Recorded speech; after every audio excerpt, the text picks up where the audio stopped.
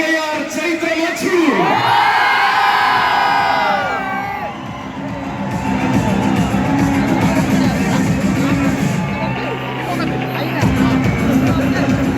വർഷങ്ങളേറെയായി വഴി നടത്തുവാൻ കൂടെയുള്ള സാരഥി വൈക്കം ചമ്മനത്തുകര വിപിന്റെ കയ്യും പിടിച്ചുകൊണ്ട് വീണ്ടും ഒരു തിരുനക്കര പൂരം കൂടുവാൻ വരികയാണവൻ.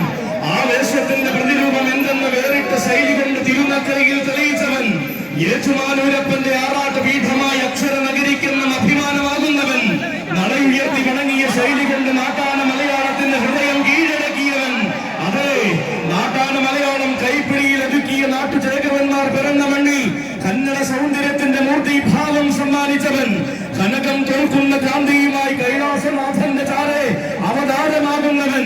തിരുനക്കര തേവരെയും തിരു ഏറ്റുമാനൂരപ്പനെയും തിരുവൈക്കത്തപ്പനെയും സേവിക്കുവാൻ നിയോഗം എന്നെന്നും കിട്ടിയവൻ.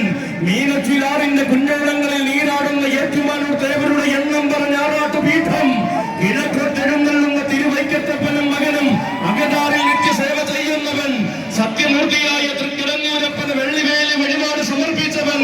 ഹിത്തിത്താഴ തിരങ്കാവിലി മൃദുല കേമത്വത്തിന്റെ ഇതിഹാസം രചിച്ചവൻ. ഇടതടവില്ലാത്ത ആവേശം തിരുനക്കരയ്ക്ക് സമ്മാനിക്കുവാൻ ഇതാ വരുന്നു തമ്പുരാൻ. പ്രൗഢിയുടെ പെരുമയെയും പര്യായമാക്കി ആൺകുട്ടി അഘോരമൂർത്തിദാസൻ.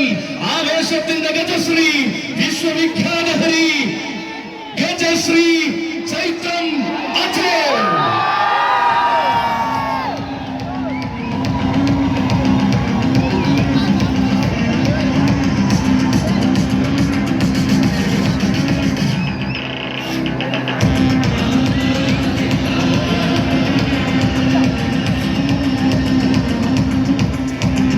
18 മലകൾക്കും 18 പടികൾക്കും നാഥനായ ശബരീശൻ വാടുന്ന മണ്ണിൽ നിന്നും ശരണാഗതരുടെ മൂർത്തിയായി തിരുനക്കര തേവരെ സേവിക്കുവാൻ വരികയാണവൻ.